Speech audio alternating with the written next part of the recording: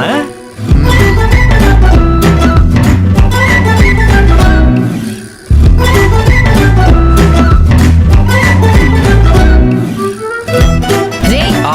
ఇలా వంట చేసేటప్పుడు మధ్యలో వచ్చి డిస్టర్బ్ చేయకూడదని చెప్పానా? ఎన్నో మంచి గుణాలున్న నాలో ఈ చిన్న బ్యాడ్ హ్యాబిట్ ఉంటే ఏం కాదులేమ్మా. సరేగానమ్మా, ఏంటి వంటలు, ఏంటి స్పెషల్? ఏంటంటే అమ్మ స్కూల్లో యాన్యువల్ డే ఉంది కదా, ఫుడ్ కాంపిటీషన్ కూడా ఉంది, అందుకే చేస్తున్నాను. ఓ అవునా, అయితే మన అమ్మ ఖచ్చితంగా ఓడిపోయినట్టే.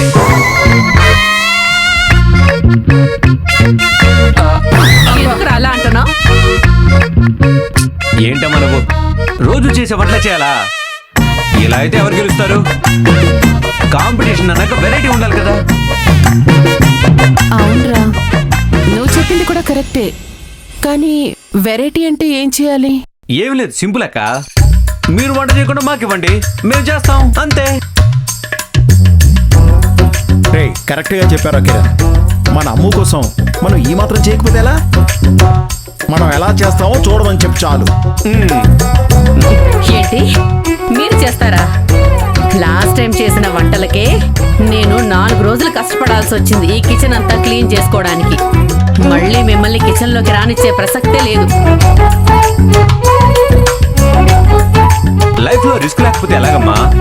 ఈసారి వంట రూమ్ని శుభ్రంగా పెట్టుకుని వంట చేస్తాం. మీకు ఎలాంటి పని లేకుండా మేం చూస్తాం. అంతేకాక వంటలు కూడా సూపర్ గా చేస్తాం. ఈ ఒక్కరోజు కిచెన్ మాకు వదిలేయండి. ఛాన్సే లేదు. మీరు గనక వంట చేశారనుకో, నా కూతురు ఫస్ట్ రాకపోయినా పర్వాలేదు, లాస్ట్ కూడా రాదు. ప్లీజ్ ఇక్కడి నుంచి వెళ్ళిపోండి. ఏం జరుగుతుంది